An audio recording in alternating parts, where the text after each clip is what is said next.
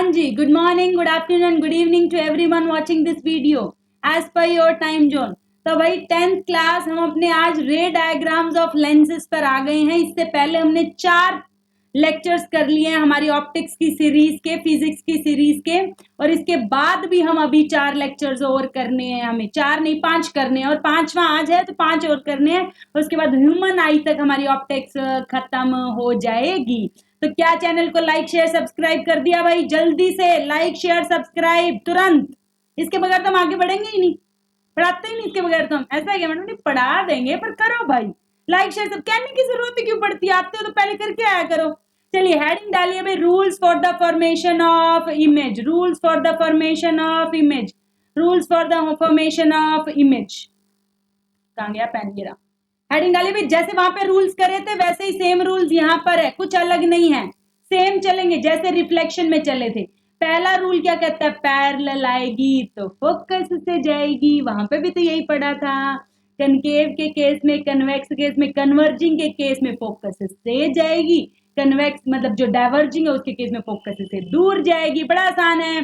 Parallel to principal axis focus है, लेकिन madam दूसरे साइड के फोकस से। ऐसा क्यों मैम? क्योंकि रिफ्रैक्शन का मतलब ही है एक मीडियम से दूसरे मीडियम में जाना। अगर एक मीडियम से दूसरे मीडियम में लेके नहीं गए तो काहे का रिफ्रैक्शन? एक मीडियम से दूसरे मीडियम में लेकर नहीं गए तो काहे का रिफ्रैक्शन? यही तो है वो खतरे की घंटी। एक मीडियम से दूसरे मीडियम में भी जाना चाहिए, फोकस से दूर भी जाना चाहिए, और दूर भी जाना चाहिए। तो दूसरा रूल उल्टा इसका, फोकस से आएगी तो पैरेलल हो जाएगी, लेकिन दूसरी साइड पैरेलल हो जाएगी क्योंकि एक मीडियम से दूसरे मीडियम जाना है। फोकस की तरफ आ रही होगी तो फोकस से दूर जाएगी लेकिन पैरेलल हो जाएगी।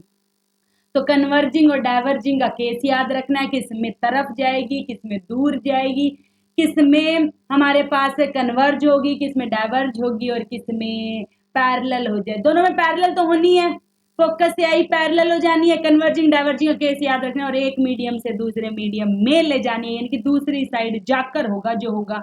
रिफ्रैक्शन के डायग्राम्स में हाथ दूसरी साइड जाने चाहिए। तीसरा रूल, अगर कोई रे ऑप्टिकल सेंटर से पास होती है तो वो सीधी निकल जाती है बिना डेविएट हुए। ये केस दोनों में ही सेम है। इस रूल में कोई भी, इन तीनों रूल्स में से कोई भी 2 रे बनाएंगे, 2 रे लेंगे, क्योंकि एटलीस्ट 2 रेज हमें चाहिए होती हैं किसी भी डायग्राम को बनाने के लिए। अगर तुमने मेरे रिफ्लेक्शन के डायग्राम देखे हुए हैं तो तुम्हें रिफ्लेक्शन में कोई दिक्कत आएगी नहीं। वही ऊपर 3 लाइनें छोड़ देना, 2 लाइनें छोड़ देना, तुम्हारी मर्जी है। और बीच में हम प्रिंसिपल एक्सिस और डायग्राम, प्रिंसिपल एक्सिस और डायग्राम, पहले ओ मार्क करना, एफ मार्क करना, 2F मार्क करना, सब पहले लेंस लिखना, लेंस का नाम लिखना, ओड लाइनों में प्रिंसिपल एक्सिस लगा लेना, फिर ओ मार्क करना, प्रिंसिपल एक्सिस, F1 F2 2, ये सब लिखने हैं भाई, बेसिक्स हैं। फिर ऑब्जेक्ट बनाना है, ऑब्जेक्ट जहां रखना है उसको ऐसा सीधा रखना है। फिर ऑब्जेक्ट से कितनी रेज निकालनी, सेम स्टेप है रिफ्लेक्शन वाले।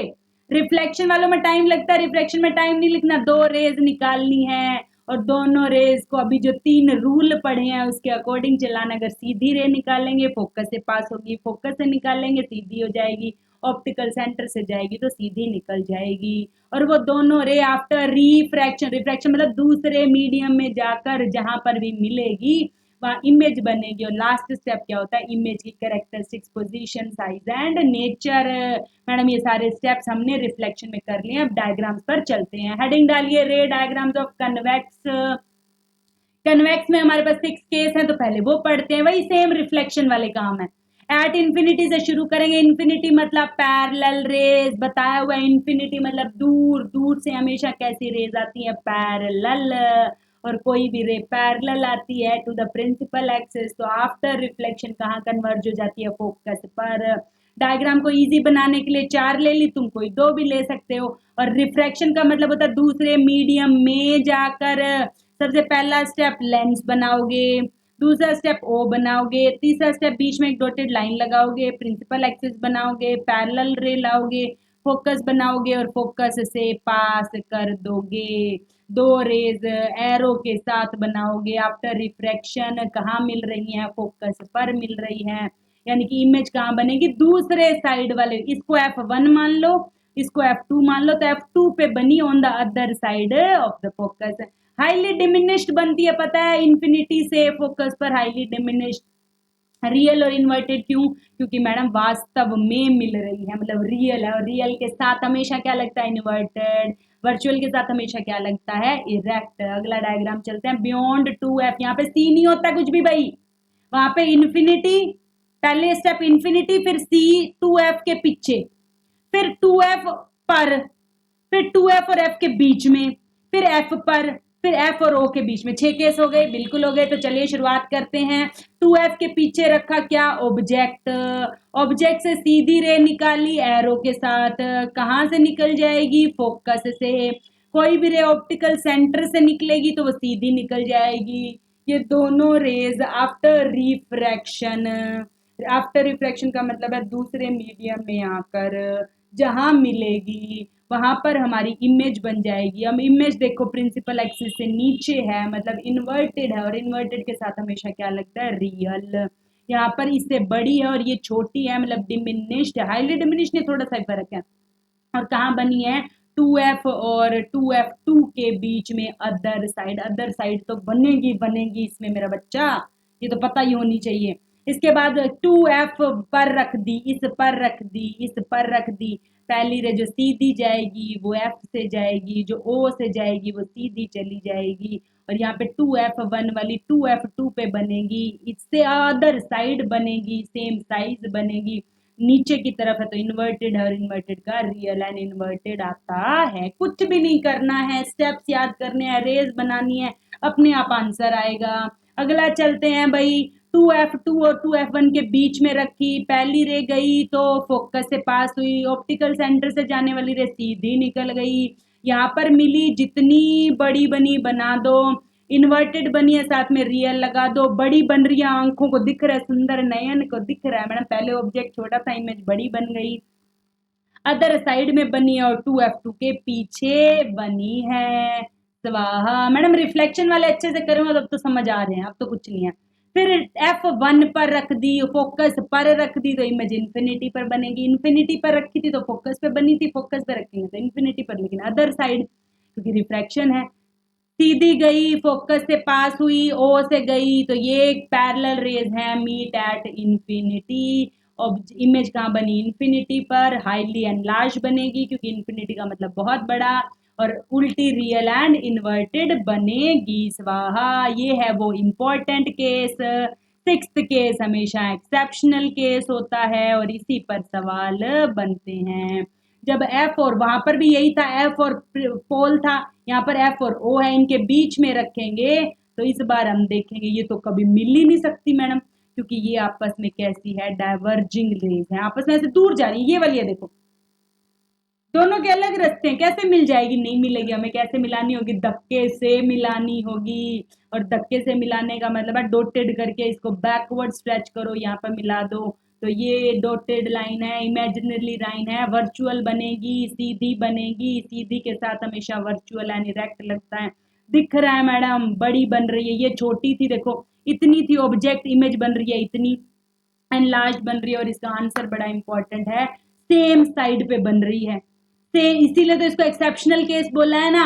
एक तो आज तक सब में रियल इन्वर्टेड बन रही थी, इसमें वर्चुअल बन गई, आज तक सब में दूसरी साइड बन रही थी, इसमें उसी साइड बन गई, लेंस के उसी साइड बन गई, ऑब्जेक्ट के पीछे। आपसे पूछा जाएगा ऑब्जेक्ट के पीछू में पीछे बन जाएगी और बहुत बड़ी बनेगी लेंस के उसी साइड में। ये वेरी वेरी इंपॉर्टेंट है। अब चलते हैं समरी, खत्म। इजी लग रहा है ना, रिफ्लेक्शन वाले जिसने अच्छे से करे हैं ये इजी लगते हैं भाई। इन्फिनिटी तो फोकस, और फोकस तो इन्फिनिटी, ये दो तो मैम अपोजिट है, पिछली बार भी करे थे।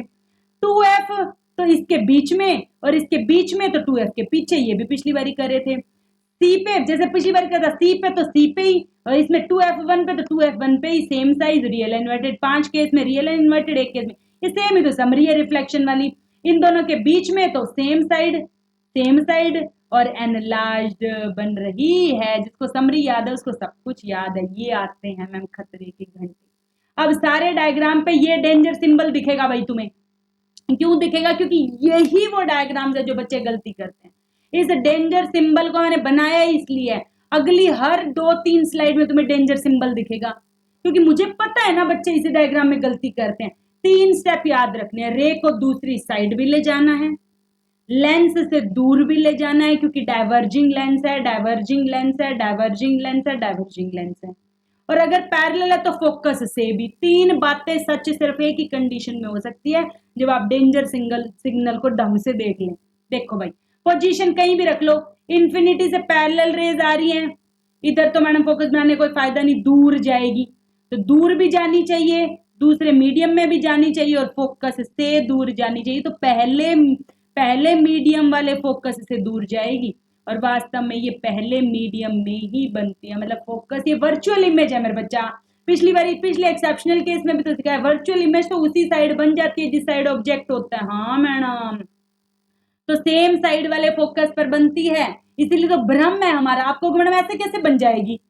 आपने तो कहा था रिफ्लेक्शन में दूसरी साइड बनती, तभी तो कह रही हूँ भ्रम है ये हमारा, बन तो नहीं रही है, धक्के से बना रहे हैं। तो धक्के से तो तुम चाहे कुछ ही कर लो, धक्के से तुम कह दो हम 10th में नहीं पढ़ते मैडम, बिना पढ़े पास होंगे, धक्का ही है, धक्केबाजी है ये, वास्तव में तो ऐसा होता नहीं है।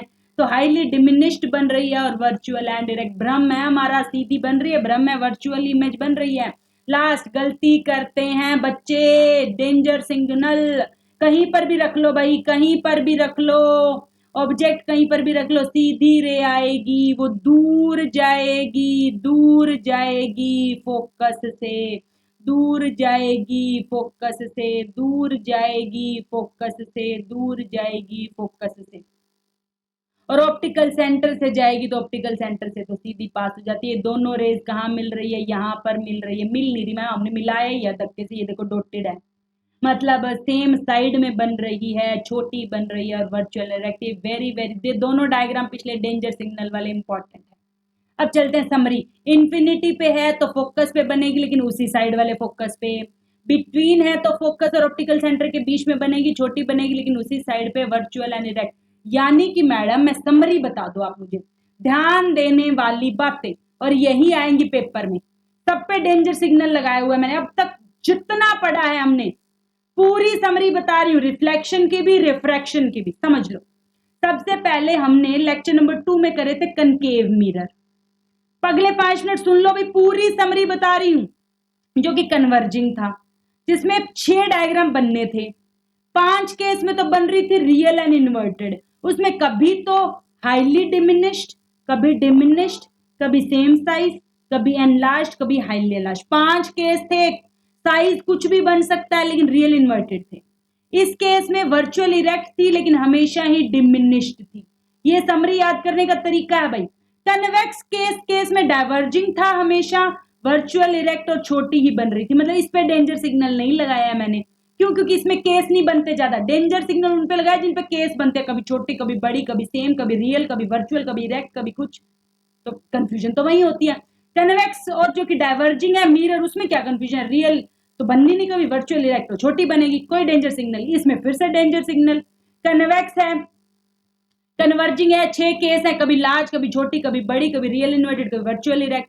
5 केस में रियल इन्वर्टेड और दूसरी साइड, एक में वर्चुअल इरेक्ट और सेम साइड। हाँ मैडम। अब कनकेव लेंस, जो पिछला लेंस वाले 2 ही तो डायग्राम है, दोनों में वर्चुअल इरेक्ट और डिमिनिश्ड बनी है, खत्म। और प्लेन मिरर के केस में वर्चुअल इरेक्ट और सेम साइज। अगर ये पेज तुमने अपनी नोटबुक में लिख लिया, और इस पेज को अगर 10 बार प्रैक्टिस कर लिया, बिलीव मी, तुम्हें ऑप्टिक्स अगले हाफ ईयरली एग्जाम में ऑप्टिक्स 25 नंबर की आनी है मैडम। 25 नंबर की, 25 मार्क्स, बिल्कुल 25 भी क्यों, 27 मार्क्स की आनी है। ये 10 लेक्चर्स में से 27 मार्क्स बनने हैं तुम्हारे, और फाइनल पेपर में 13 मार्क्स। सोचो, तुम अपने 5-5 नंबर के सवाल या मेरे साथ नहीं कर पाओगे तो फिर कैसे होगा? तो ये स्लाइड अपनी प्रैक्टिस कर लो, समरी याद होनी चाहिए, डायग्राम्स की प्रैक्टिस कर लो। कोई दिक्कत आ रही है कमेंट करो, हम डिस्कस करेंगे, हम लाइव भी लेंगे, सब करेंगे। करो बस, तुम लगे रहो, करते रहो, ठीक है। तो इसी के साथ मेरा बच्चा, keep learning, keep growing, keep subscribing, channel को लाइक करो, ज्यादा से ज्यादा शेयर करो, ठीक है, और keep learning. Thank you so much.